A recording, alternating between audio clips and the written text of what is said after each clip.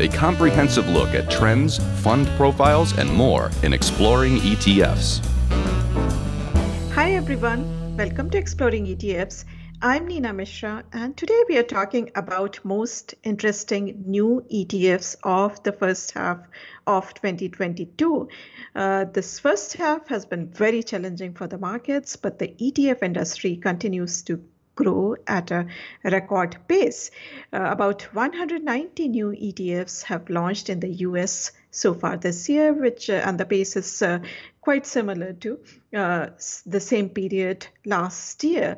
And we have seen that these new ETFs are getting more niche, focusing on a very narrow corner of the market or a very specialized strategy. And the main reason is that all easy ideas have already been taken, and it is impossible for new products or new providers to compete with those popular or ultra cheap ETFs, which are sponsored by industry heavyweights. So they are coming out with more niche, more interesting ideas. So today we are, and I wanted to add that the products that have launched this year, we have seen a lot of ESG, which continues to be very popular despite underperformance of technology and outperformance of energy. We have seen a lot of ESG related sustainability focused ETFs. We have seen a lot of products focused on cryptocurrencies or digital economy despite underperformance of cryptocurrencies. And metaverse is another very interesting theme in terms of products. We have seen a number of metaverse themed ETF launches this year. So we are highlighting three interesting new ETFs, and I'm not suggesting they are going to do well or anything, and they're just worth a look because of their interesting strategies. So the first one that I'm highlighting is by ProShares, which is the firm behind the first and largest US listed Bitcoin futures ETF, BITO, which launched last year. And there was a lot of hype around the launch, and that BITO quickly gathered more than $1 billion in assets. And now we have seen that cryptocurrencies have seen a brutal sell-off, and Bitcoin has tumbled below $20,000 from an all-time high of over 67,800 in November last year. So ProShares launched this ETF, which basically allows investors to effectively short Bitcoin using futures. And it launched just last week and has gathered 19 million in assets so far. A bit expensive because of this strategy, 95 basis points. You can learn more by going to ProShares webpage for the ETF, and you can see what it does. So investors should remember that it provides minus 1x the return for a single day. So if you hold the product for more than a day, the performance can be quite different from the inverse of Bitcoin's performance because of this daily reset. So this is not a buy and hold product, which is something investors should remember. Now, the second one which I'm highlighting is by Dimensional.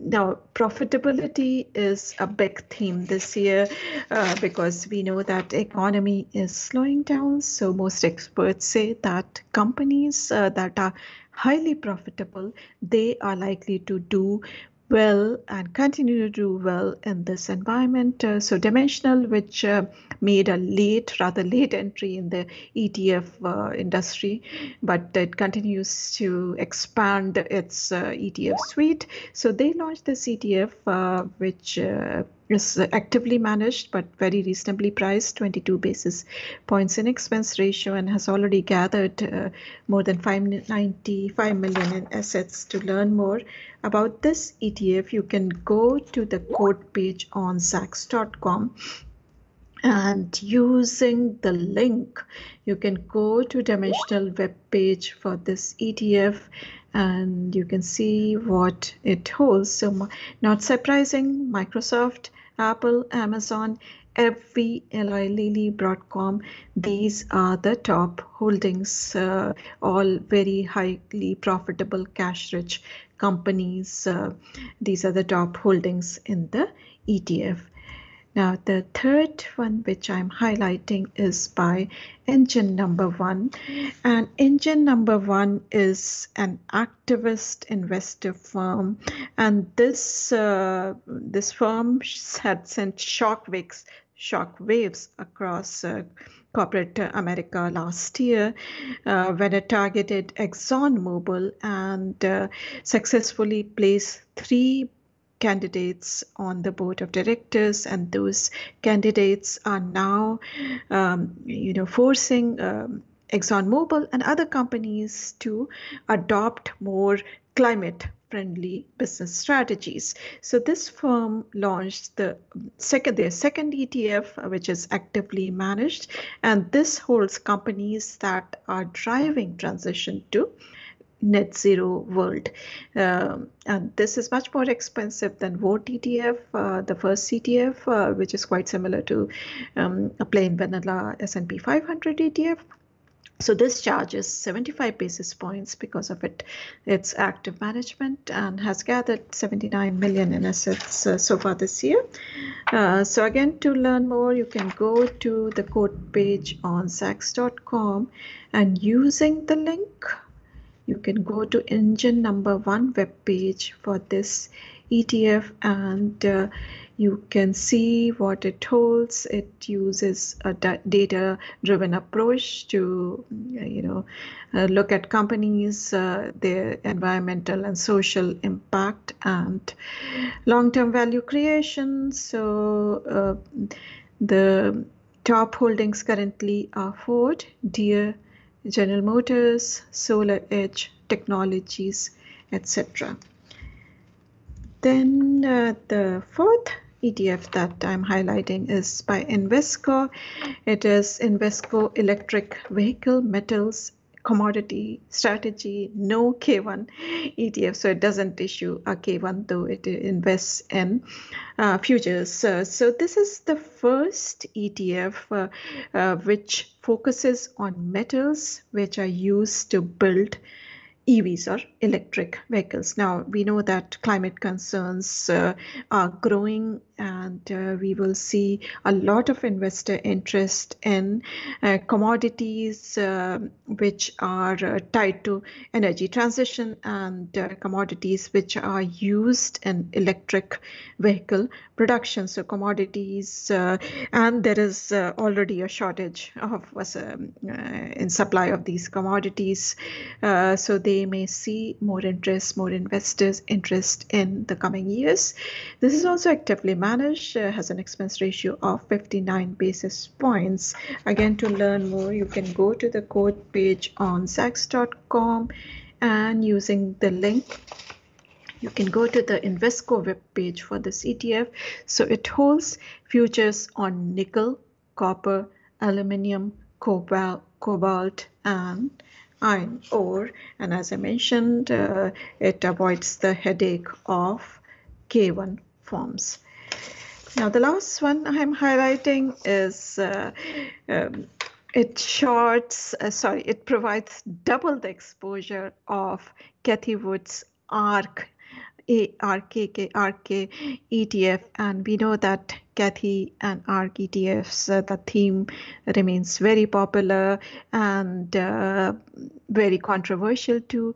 The ETFs were big beneficiaries of the pandemic, and then last year and this year continues to be very painful for ARKK because investors have dumped companies that are not profitable. These are high growth speculative companies with low or no profitability. Now, so this firm had launched SARK ETF last year, which provides short exposure to ARKK, and that ETF is up more than 50% this year, because as I mentioned, those highly disruptive companies have been dumped by investors because they are speculative with low or no profitability. Now, if you believe that the sell-off and disruptive innovation is overdone, so then there is an ETF for you, TARK, which provides 2 times the exposure of ARKK. Again, to learn more, you can go to the quote page on Zacks.com, and using the link, you can go to TARK ETF, and there's not much to see except that it will provide 2 times the exposure of ARK ETF, and is going to be very volatile, very risky. So suitable only for short-term holding, and only if you believe that sell-off in those highly speculative companies is overdone. Thanks for watching. Make sure to check out Zacks.com/promo for an interesting offer, and also make sure to subscribe to our videos, and I'll see you next week.